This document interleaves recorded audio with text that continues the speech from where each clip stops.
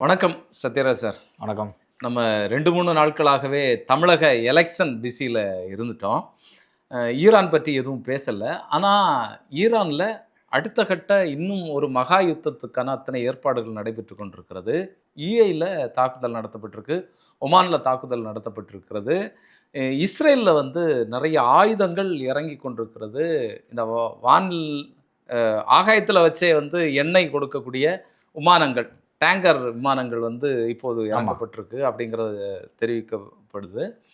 இப்போ மற்ற நாடுகளையும் அமெரிக்கா துணைக்கு கூப்பிட்டுட்டே இருக்கு.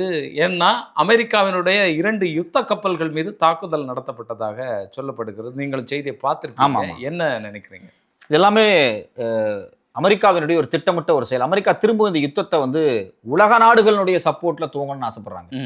அமெரிக்கா திருப்பி தனியா வாண்டடா போய் வண்டியில ஏறி அடி வாங்கிட்டு வரக்கூடாது, எல்லாத்தையும் சேர்த்து நம்ம திருப்பி கூட்டு போய் இப்போ ஈரானை அடிச்சு விட்டுறோம் அப்படிங்கிற முடிவுக்கு என்ன பண்றாங்க அப்படின்னா, இவங்களே ஆபரேஷன் ப்ராஜெக்ட் ஃப்ரீடம் அப்படிங்கிறாங்க. ஸ்ட்ரெயிட் ஆஃப் ஹார்முஸை கடக்க முடியாது, அது ஈரானினுடைய கட்டுப்பாட்டில் இருக்கு. யாரெல்லாம் அமெரிக்காவுக்கு ஆதரவு தெரிவிக்கிறாங்களோ இல்ல இஸ்ரேலுக்கு ஆதரவு தெரிவிக்கிறாங்களோ இந்த வழியா போக முடியாது. அதை தாண்டி போறவங்க டோல் கட்டணும். இதுல பல ரெஸ்ட்ரிக்ஷன்ஸை ஈரான் கொண்டு வந்திருக்கிறாங்க. இப்ப இவங்கனால டைரக்டா முதல்ல கார்கு தீவுக்குள்ள குதிச்சு கைப்பற்றணும்னு பார்த்தாங்க, அதுவும் முடியல.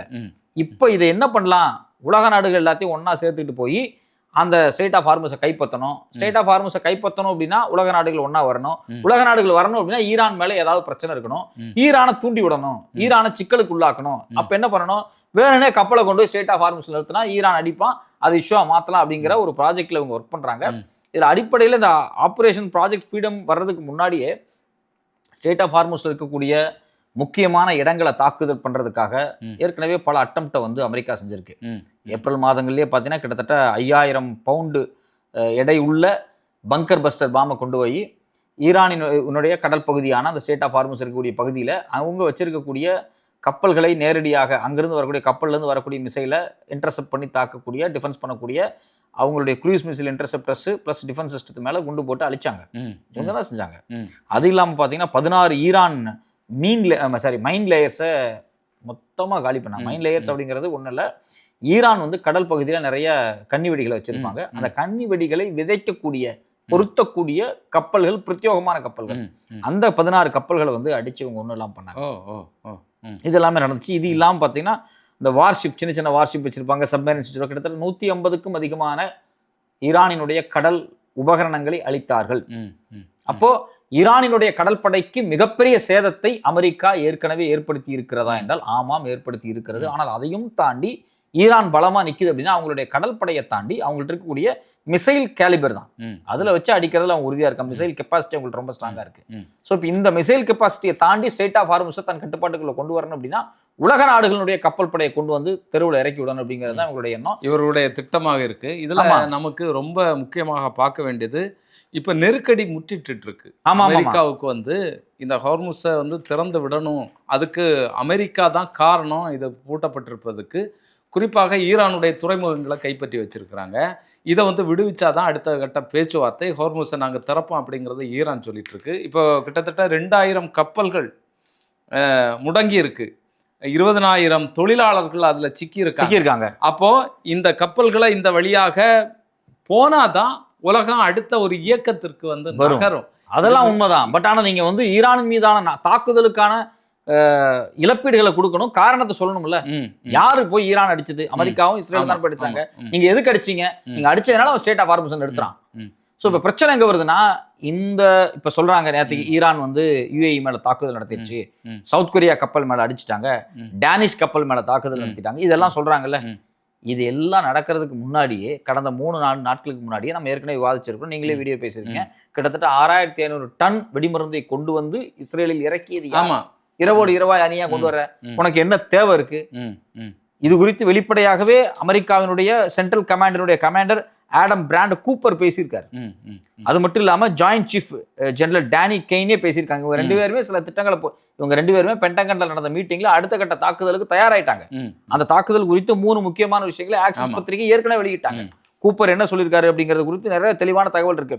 அதாவது ஒரு பெரிய தாக்குதலை நடத்தி அவங்கள நெகோசியேஷன் டேபிள்ல வந்து கழுத்தை பிடிக்கணும்னு பாக்குறாங்க ஈரானை. இப்ப பேச்சுவார்த்தை கூப்பிட்டா அவன் ரொம்ப திமிரா இருக்கான். மொத்தமா ஸ்டேட் ஆஃப் ஹார்முஸை கப்பல்களை கொண்டு வந்து பாம்பு போட்டு தாக்கி 24 மணி நேரத்துல ஒரு பெரிய ஷாக்கை உருவாக்கி அவன் கழுத்தை பிடிச்சு பேச்சுவார்த்தை கொண்டு வரணும் அப்படிங்கிறாங்க.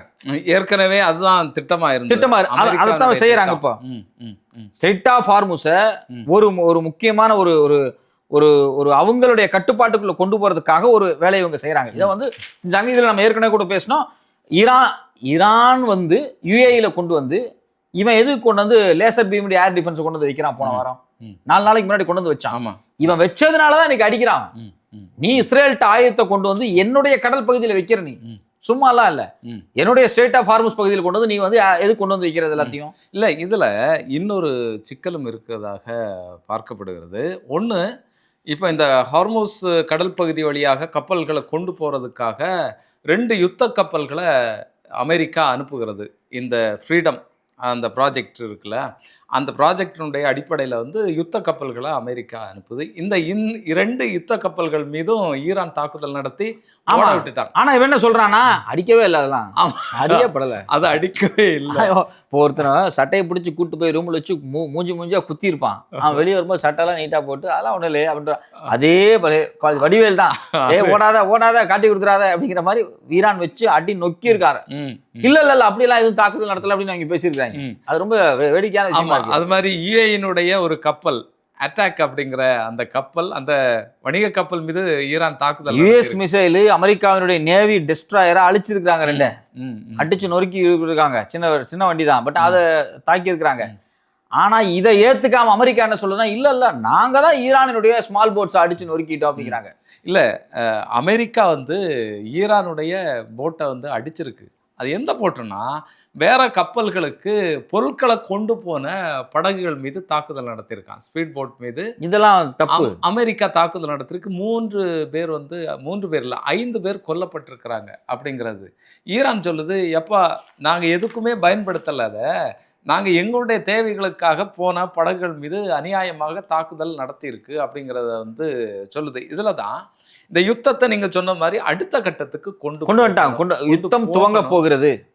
அதுக்கான முயற்சிகளை தான் இவங்க வந்து பண்ணிட்டு இருக்கிறாங்க. இன்னொன்று பார்த்தீங்கன்னு சொன்னா, புஜைரா மீது நாங்கள் தாக்குதல் நடத்தவில்லை, ஐக்கிய அரபு எமிரேட்ஸ் மீது நாங்கள் தாக்குதல் நடத்தல, ஓமான் மீதும் நாங்கள் தாக்குதல் நடத்தல, அப்படி தாக்குதல் நடத்த வேண்டிய தேவை எங்களுக்கு இல்லை அப்படிங்கிறத ஈரான் தெரிவித்திருக்கிறது. அப்போ இந்த தாக்குதலை யார் நடத்தினாங்க அப்படிங்கிற ஒரு கேள்வி. கண்டிப்பாக இந்த தாக்குதலை ஈரான் நடத்தவில்லை. யுஏஇல் இருக்கக்கூடிய இந்த ஃபிஜரா பெட்ரோலியம் இண்டஸ்ட்ரியல் ஜோன்ஸ்ல பெட்ரோலியம் ரொம்ப ரொம்ப ரொம்ப ஈரான் சென்சிட்டிவான ஒரு நாடு. எப்படா ஈரானை பலி சுமத்தலாம்னு அமெரிக்கா கண்ணில் விளக்கண்ணை விட்டு பார்த்துட்டு இருக்கும்போது இவன் எதுக்கு அடிப்பான்? இவன் அடிக்கல. அதுல 2 இந்தியர்கள் 3 இந்தியர்கள் வேற காயம்பட்டாங்க. உடனே இந்தியா தரப்புல இருந்து மோடி எல்லாம் பயங்கரமா ஸ்டேட்மெண்ட்லாம் விட்டுருக்காரு. இதுல வேதனை என்ன விஷயம்னா, ஈரானினுடைய பெட்ரோல் கம்பெனி அடிக்கும் போது அவர் எதுவும் பேசல. இப்ப பேசுறாரு. அதே போல ஈரான் நீங்க ரஸ்லஃபான் அடிக்கும் போதெல்லாம் அவர் பேசுறாங்க. எனக்கு என்ன வேடிக்கையா இருக்குன்னா, ஈரான் எது செஞ்சாலும் குற்றம், ஆனா ஈரானை எவன் வேணாலும் போய் அடிக்கலாம், அது வந்து நியாயம். இந்த மனநிலை இருக்கு பாத்தீங்களா, இந்த மனநிலை தான் யுத்தமே. என்ன இயல்பான ஒரு விஷயம். ஈரான் மேல என்ன குற்றச்சாட்டு? யுரேனியம் வச்சிருக்காங்க.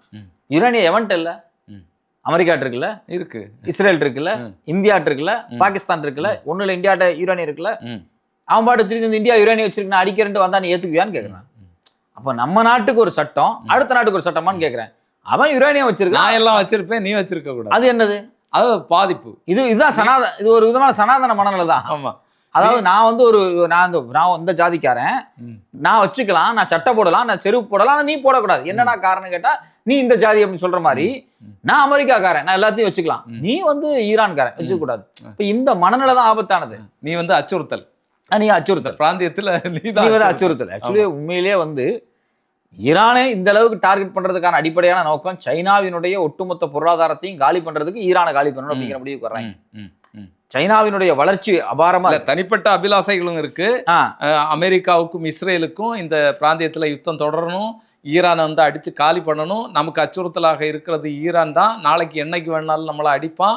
இங்க இருக்கக்கூடிய அரேபிய நாடுகள் நமக்கு என்னைக்கும் அடிமையாக இருக்கணும் அப்படிங்கிறது தான் இஸ்ரேலுடைய நோக்கம். அரபு நாடுகளுக்கு ஈரானை தாக்குறதுல ஒரு நோக்கம், இஸ்ரேலுக்கு ஈரானை தாக்குறதுல வேற ஒரு நோக்கம், அமெரிக்காவுக்கு ஈரானை தாக்குறதுல இன்னொரு நோக்கம். சைனாவை, ஆமா, சைனாவுடைய பொருளாதாரத்தை வீழ்த்துறதோ இல்லைன்னா ஒரு நெருக்கடியை கொடுப்பது. இதுல வேடிக்கையான விஷயம் என்ன அப்படின்னா, இஸ்ரேலுக்கு ஈரானை தாக்குங்கிற நோக்கம் கடந்த 50 வருஷமா இருக்கு. ஆனா எந்த தாக்குதல் நடத்தல. இஸ்ரேல் சார்பாக ஈரானை தாக்கவே இல்லை. சின்ன சின்ன தாக்குதல் நடத்தாங்க. கடந்த ஆண்டு தான் பாத்தீங்கன்னா 12 days வார் வந்துச்சு. ஈரானுடைய நியூக்ளியர் சைட் மேல குண்டு போட்டாங்க. அதே போல அரபு நாடுகளுக்கும் ஈரானை தாக்கணும், ஈரானை பலவீனப்படுத்தணுங்கிறது 80களில் இருந்தே இருக்கு. ஆனா இது வரைக்கும் அடிக்கல. அப்போ அரபு நாடுகளினுடைய அபிலாஷைகள் இருந்தாலும் சரி, இஸ்ரேலுக்கு ஒரு அபிலாஷைகள் இருந்தாலும் சரி, ஆனால் ஈரானை அடிக்கவில்லை. எப்ப அமெரிக்காவுக்கு ஈரான் அச்சுறுத்தலாக மாறுகிறதோ, சைனாவுக்கு ஆதரவாக மாறுகிறதோ, அப்ப அந்த தருணம் கூடி வருது. புரியுது புரியுது. இந்த நேரத்துல அடிக்கலாம். இந்த நேரத்துல அடிச்சா எல்லாத்துக்கும் பெனிஃபிட். உனக்கும் பெனிஃபிட், எனக்கும் பெனிஃபிட். அப்ப அடிச்சா எனக்கு என்ன பெனிஃபிட்? 15-20 வருஷத்துக்கு முன்னாடி அடிச்சா, ஈரான் அடிச்சிருந்தா அன்னைக்கெல்லாம் காம்ப்ரிஹென்சிவ் ஒப்பந்தம் தானே போட்டு உட்காந்து பேசியிருந்தாங்க.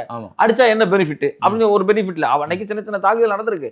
மேஜரான தாக்குதலை செய்ய வேண்டிய நிர்பந்தம் அமெரிக்காவுக்கு எங்க வருதுன்னா, இதுல அமெரிக்காவுக்கு என்ன லாபம், இஸ்ரேலுக்கு என்ன லாபம், 2 பேத்துக்கு ஒரு கூட்டு லாபம் தான். சோ அப்போ இதுல அரபு நாடுகளை எப்படி தன் கையில் வச்சுக்கலாம், அரபு நாடுகள் எப்படியாவது நாம இவங்க கூட சேர்ந்துடலாமா, இந்த பஞ்சாயத்தெல்லாம் ஓடிட்டு இருக்கு. அரபு நாடுகள் ஈரானை பார்த்து நம்ம மக்களும் கெட்டு போய் மக்களாட்சின்னு சொல்லிட போறாங்க, நம்மளோட லட்சக்கணக்கான சொத்தை சுருட்டிட்டு போயிடுவாங்க, ஒரே நாள்ல மன்னரை புறணியோட அடிச்சு போங்க, நம்ம நீங்க அப்புறம் மன்னர் ஆனீங்க, பாலைவனத்துல ஒட்டகம் வச்சுட்டு நீங்க அப்புறம் மன்னர் ஆனீங்க, மன்னர் பரம்பரை ஆனீங்க அப்படின்னு சொல்லி ஒரு மக்கள் புரட்சி வந்துருங்கிற பயம் வந்து அங்க இருக்கக்கூடிய ஒரு நீண்ட காலமாகவே சேக்குகளுக்கு எல்லாம் இருக்கு. அவங்க எல்லாரும் 1 லட்சம் கோடிக்கு மேல சொத்து வச்சிருக்காங்க. சோ அப்ப இந்த பிரச்சனைலாம் இருக்கிறதுனாலதான் ஈரானை டார்கெட் பண்ணி ஒன்னும் இல்லாம முடிக்கணும்னு ஆரம்பிச்சு அடின்னு அடிக்கிறாங்க. ஈரானை அடிச்சு ஒழிக்க முடியல. பேச்சுவார்த்தைக்கு வந்துட்டாங்க. இப்ப திரும்பவும் பேச்சுவார்த்தையை முறிச்சு இந்த போரை துவங்கணும். ஆனா போரை நான் மட்டும் செய்ய மாட்டேன். ஆமா ஆமா, எல்லாத்தையும் கூட்டு வந்து செய்வேன். ஏற்கனவே இந்த போரை தொடங்கினது அமெரிக்கா தான். உலக அளவில் உருவாகி இருக்கக்கூடிய பொருளாதார நெருக்கடிக்கு அமெரிக்கா தான் காரணம் அப்படிங்கிற ஒரு நெருக்கடி அமெரிக்காவுக்கு ஏற்பட்டிருக்கு. எல்லாரும் குற்றம் சாட்டிட்டு. ஆமா, அவங்க நாட்டுல பெட்ரோல் கேஸ் விலை ஏறி போயிருச்சு. ஆமா, இவங்க ஏற்கனவே வந்து மற்ற நாடுகளை கூப்பிட்டு இருக்காரு, யாரும் போகல. இப்ப பாத்தீங்கன்னு சொன்னா ஒமான் மீது தாக்குதல், யுஏஇ மீது தாக்குதல் நடத்தப்பட்டிருக்கிறது. ஈரான் ஒத்துக்கொள்ளல. இப்ப எல்லாரையும் இவர் கூப்பிடுறாரு, அரேபிய நாடுகளையும் கூப்பிடுறாரு, உங்களுடைய யுத்த கப்பல்களை எல்லாம் கொண்டு வாங்க, நம்ம யுத்தம் செய்வோம் அப்படின்னு சொல்லி கூப்பிடுறாரு. அதாவது ஈரானை பொறுத்த வரைக்கும் ரொம்ப தைரியமா இருக்கு. நான் எவனையும் பொருட்படுத்த மாட்டேன், அடிச்சுன்னு சொல்லிட்டு போயிருவேன். ஆனா ஈரான் அந்த தாக்குதல் நடத்தவே இல்லை.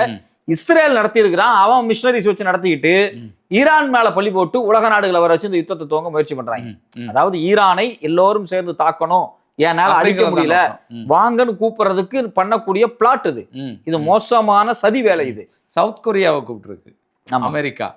சவுத் கொரியா உன்னுடைய கப்பலை அடிச்சுட்டான் பாரு, நீ வா, நீ வந்து யுத்தத்தை பண்ணு அப்படின்னு சொல்லி கூப்பிட்டுருக்காங்க. ஏற்கனவே இந்த மாதிரியான ஒரு தாக்குதலை வந்து தொடக்கத்துல வந்து இஸ்ரேல் வந்து பண்ணுச்சு அப்படிங்கிறத நம்ம பார்த்தோம். ஆமா, அரேபிய நாடுகள்ல இருக்கக்கூடிய இடங்கள் மீது இஸ்ரேல் தாக்குதல் நடத்துச்சு. ஈரான் வந்து இல்ல நாங்க தாக்குதல் நடத்தலை அப்படிங்கிறத சொல்லுச்சு. இதுல குறிப்பாக வந்து ஈரான் தாக்குதல் நடத்துது எல்லாமே முன்கூட்டி சொல்லி கொண்டு தாக்குதல் நடத்துச்சு. அவங்க வந்து எந்தெந்த இடத்துல நாங்க குண்டு போட போறோம், நாங்க வந்து யுஏஇல ரஸ்லஃபான்ல நாங்க குண்டு போட போறோம், எல்லாம் காலி பண்ணி வெளியே போங்கன்னு சொன்னாங்க. ஆமா ஆமா ஆமா, மக்களே இங்க இருக்காதீங்க, வெளியே போயிருங்க, நாங்க வந்து ரஸ்லஃபான் மேல போட போறோம்னு சொன்னாங்க. விஷயம் என்னன்னா, அவங்க மக்கள் பாதிக்கப்படக்கூடாது, ஆனா அரசுகளை பலவீனப்படுத்தணும், இந்த சண்டையை நிறுத்தணும் அப்படிங்கிறதுக்காக தான் அந்த சண்டையை அவங்க வந்து தாக்குதல் நடத்துறாங்க. ஸோ அப்போ ஈரான் இந்த யுத்தத்தில் அறமா இருக்கு. தமிழ்ல ரொம்ப அழகான வார்த்தை அறம். எந்த விதமான எல்லையும் மீறாமல் தன்னுடைய சக்திக்கு உட்பட்டு தன்னுடைய நியாயத்துக்கு உட்பட்டு ஈரான் நிக்குது. ஆனா எந்த விதமான தார்மீக நியாயமே இல்லாம 168 குழந்தைகளை கொன்னுட்டு அவ்வளவு பெரிய கொலை செய்துட்டு இன்னைக்கு வந்து பேச்சுவார்த்தை பேசிட்டு கூட இந்த அமெரிக்காவும் இஸ்ரேலும் எந்த அடிப்படை அறம் இல்லாம தாக்குதல் திருப்பி தொடுக்க முயற்சி பண்றாங்க. இது பேரழிவுல போய் நிற்கும். நிச்சயமா ஈரான் என்ன நினைப்பான், இனிமேல் நம்ம மொத்தமா அழிஞ்சிருவோம், இனி விடக்கூடாரான்னு சொல்லி ஒரு பெரிய அழிவு ஏற்படும். இது யாருக்கு பாதிப்பு? சவுதியை போட்டு அடிப்பான், யுஏஇ போட்டு அடிப்பான். ஏன்னா யுஏஇ தான் இப்போ ரொம்ப ரொம்ப நெருக்கமா இஸ்ரேலோட இருக்காங்க. 2020 நினைக்கிறேன் அவங்க ஒப்பந்தம் போட்டாங்க.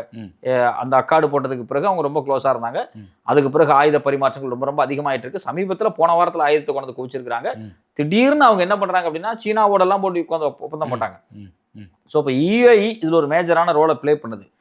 அதை வந்து ஈரான் பொறுத்து பார்த்துக்கிட்டுலாம் இருக்காது. கண்டிப்பாக பிரச்சனைன்னு வந்துச்சுன்னா அடிச்சு இறங்குவாங்க.